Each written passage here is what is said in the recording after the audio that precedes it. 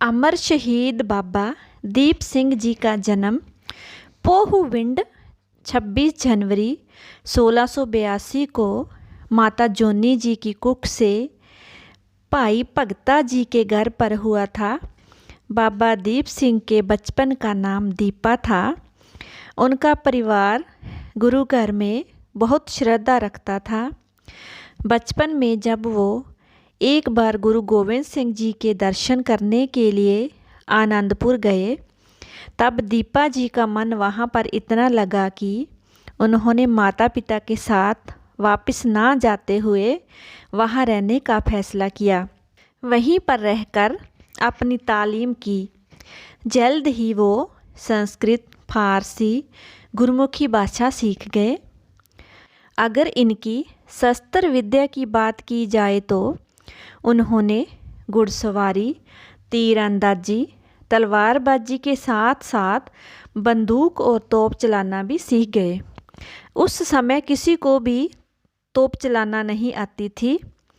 इस प्रकार उनका नाम कौम में मेन योद्धाओं में गिना जाने लगा। वहीं दूसरी तरफ ये कौम के ऊंचे विद्वान भी माने जाते थे।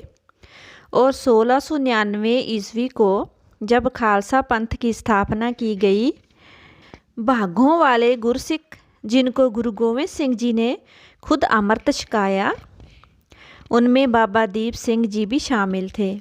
फिर 1703 ईस्वी को बाबा के पिताजी आनंदपुर आए। गुरु जी से आज्ञा लेकर बाबा जी को फिर अपने साथ ले गए। गांव जाकर बाबा दीप सिंह जी ने अपने आसपास के गांवों में गुरमत का प्रचार प्रसार करना शुरू किया और गुरमुखी सिखाना शुरू किया।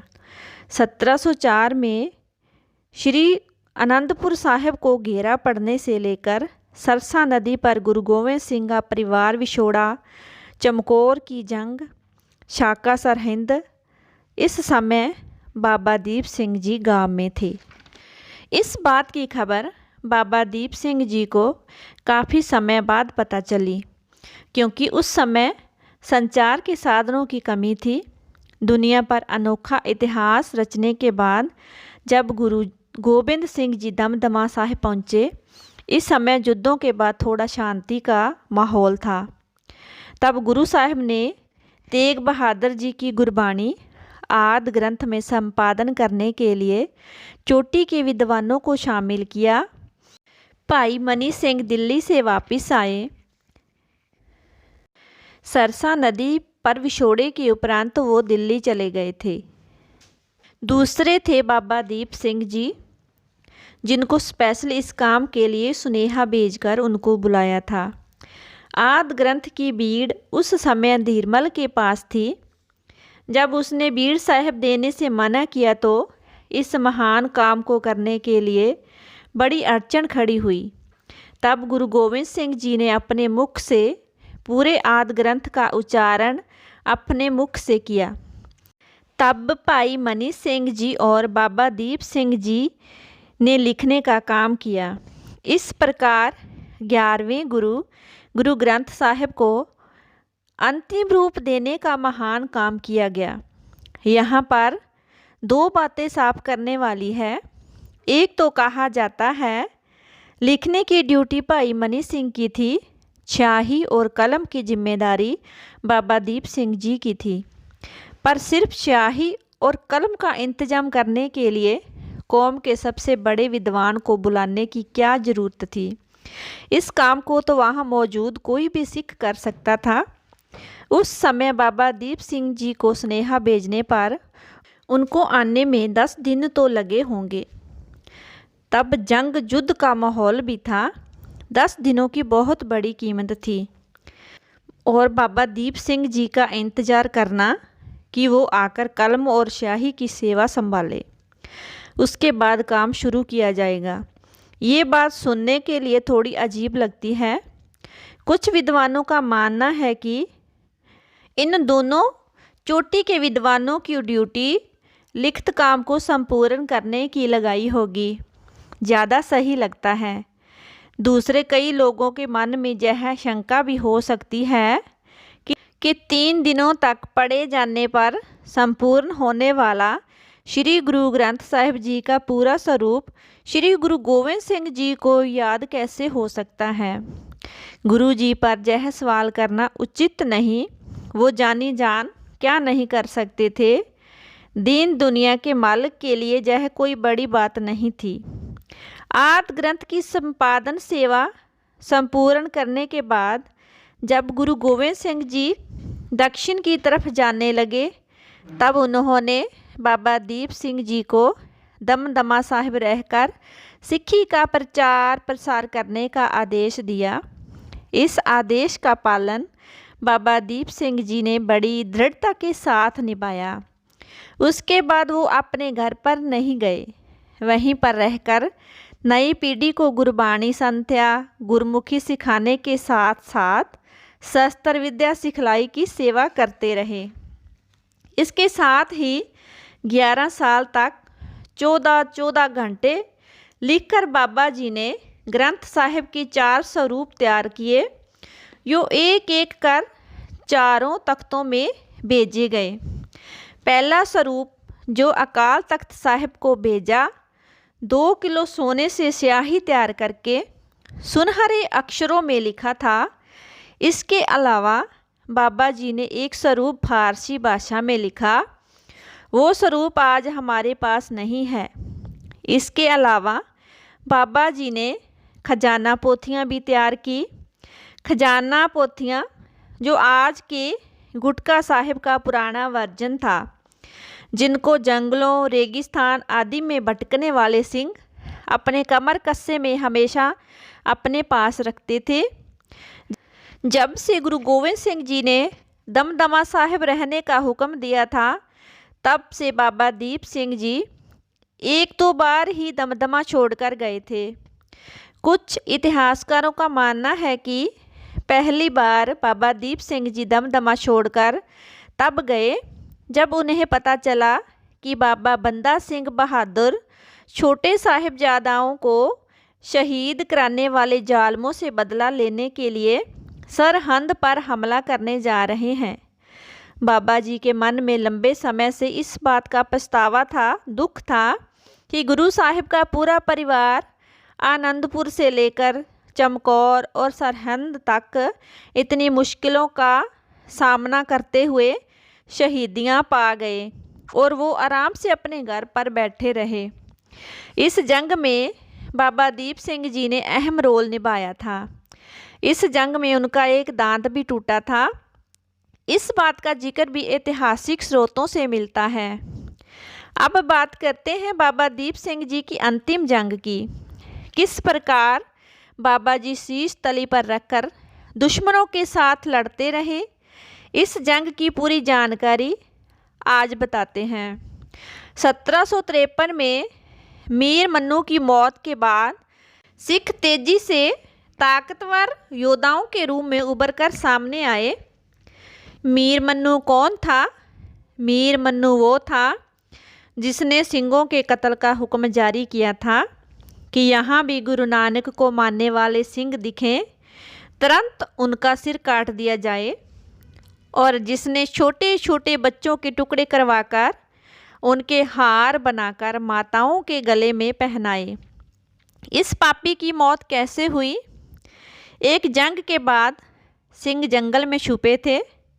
तब यह यालम अपनी फौज के साथ सिंहों को ढूंढ रहा था कि अचानक सिंहों ने एक जोरदार जयकारा छोड़ा। कुछ स्रोतों में मिलता है कि बंदूक से फायर कर दिया।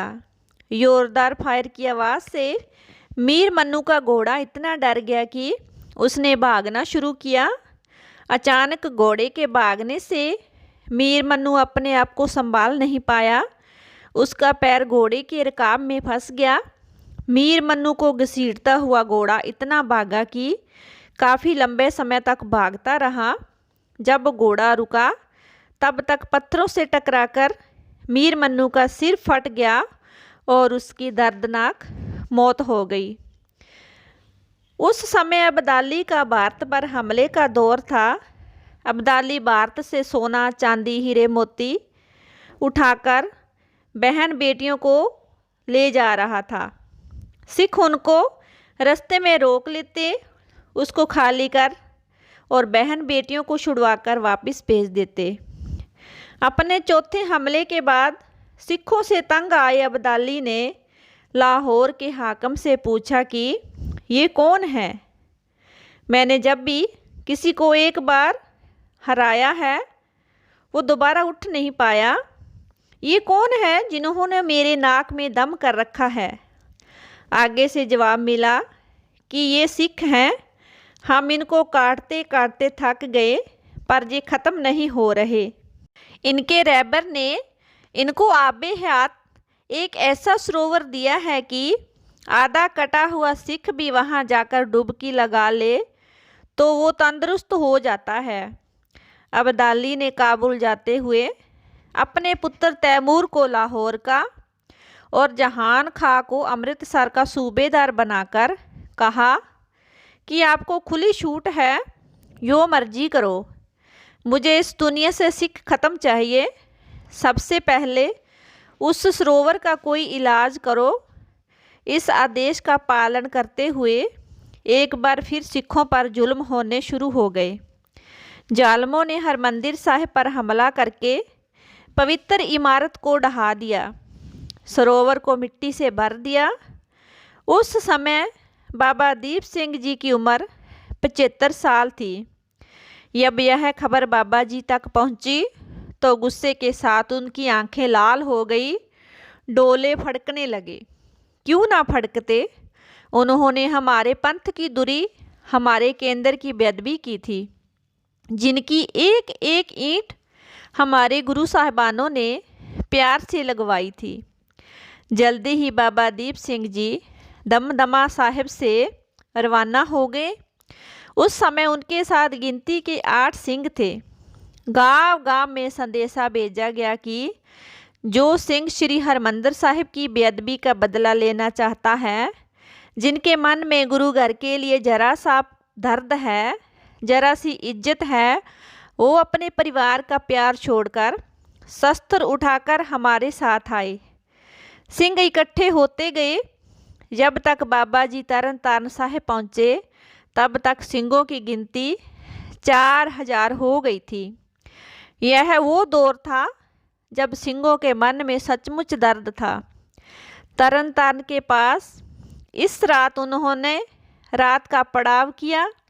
सुबह चलने से पहले शहर के बाहर जाकर बाबा जी ने खंडे के साथ लाइन खींची कि जिनको अभी भी अपने परिवार के साथ प्यार है वो पीछे हट सकता है।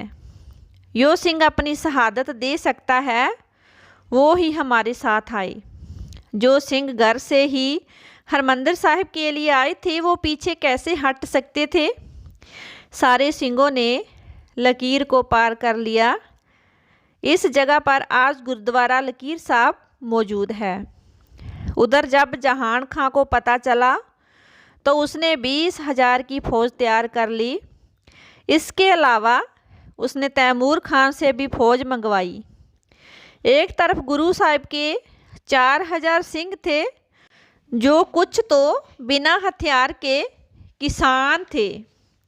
दूसरी तरफ जालिमों की 20,000 की बड़ी फौज थी, जिनके पास हर तरह के जंगी हथियार थे। उनकी अगुवाई में हाथी पर सवार जहान खान था। लाहौर से तैमूर खान की फौज अभी पहुंची नहीं थी। गोलवट गांव के पास दोनों फौजों की आपस में टक्कर हो गई। चारों तरफ कटवध शुरू हो गई। 75 साल के बाबा दीप सिंह जी सफ़ेद घोड़े पर सवार, एक हाथ में 2 धारी खंडा और दूसरे हाथ में बुर्ज पकड़कर दुश्मन पर कहर बन के टूट पड़े। बाबा जी के हाथ में 18 किलो का खंडा था, दूसरे हाथ में भी 18 किलो का बुर्ज, जिससे अफगानों के चोटी के बादशाह मोहम्मद करीम बख्श को सिर में बुर्ज मारकर मार दिया था। उसी समय एक हैरानीजनक घटना हुई जिसने पूरे जंगे मैदान का नक्शा ही पलट कर रख दिया। एक गुरु का प्यारा बहादुर सिंह, जिसका इतिहास में नाम भाई लक्ष्मण सिंह करके है, अपने घोड़े पर सवार कुछ इंतज़ार कर रहा था। वो इंतज़ार कर रहा था कि जमाल खान सामने दिख रहे 5 फुट के टीले के पास आ जाए। 1-2 घंटे के इंतज़ार के बाद जब जमाल खां हाथी पर सवार टिब्बे पे पास आया, तब लक्ष्मण सिंह ने घोड़े को तूफानी अंदाज में भगाकर टिब्बे से छलांग लगा दी। टिब्बे के पास से गुजरते हुए जमाल खां पर तेज़धार तलवार से सिर कलम कर दिया। उस समय जंग जर्नैलों के हौसले पर लड़ी जाती थी। जैसे ही जमाल खां का सिर जमीन पर गिरा, दुश्मन साइड में भगदड़ मच गई और सारे वापस लाहौर भागने लगे। सिंहों ने मैदान फतेह कर लिया। जयकारे गूंजने लगे। उन्होंने तेज़ी से हरमंदिर साहिब की तरफ चलना जारी रखा।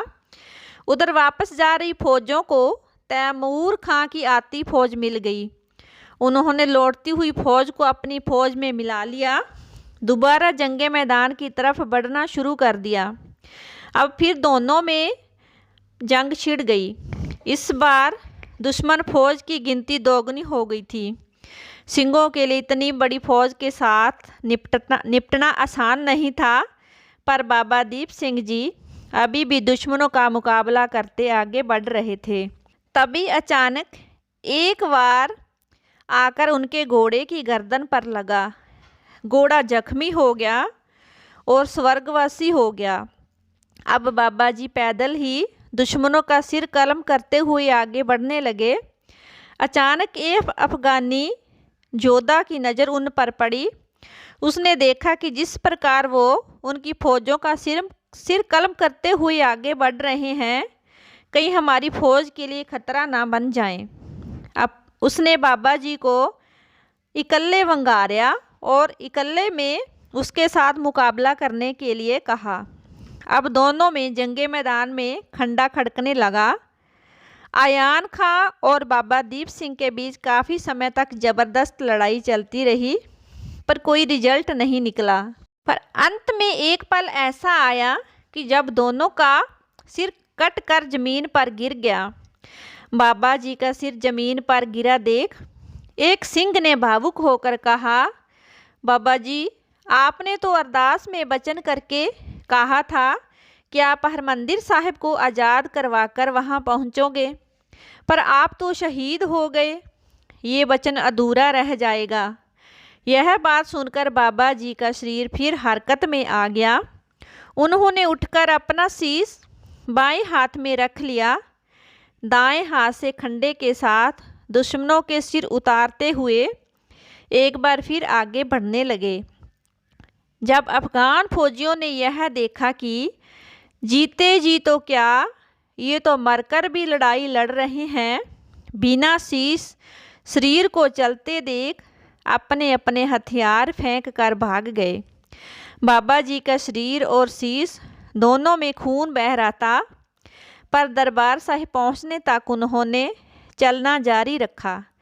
आखिरकार परिक्रमा में पहुंचकर अपना शरीर गुरु को भेंट कर दिया। हरमंदिर साहिब को आज़ाद करने के लिए बाबा जी शहीद हो गए। इस बात पर लोग तर्क करते हैं कि बाबा जी का शीश सिर से बिल्कुल अलग नहीं हुआ था, एक तरफ लुढ़क गया था और उन्होंने वापस अपने हाथ से शीश को हाथ पर रख लिया था। अगर मान भी लेते हैं कि शीश धड़ से अलग नहीं हुआ था, फिर भी अपने शीश को अपने हाथ पर टिकाना कोई आम बात तो नहीं थी। इसी प्रकार इस चैनल पर आपको सिख इतिहास से रिलेटेड और भी वीडियोज़ मिलेंगी, तो चैनल को सब्सक्राइब कर लीजिए और वीडियोज़ को लाइक कीजिएगा और हो सके तो आगे शेयर भी ज़रूर करिएगा चैनल को।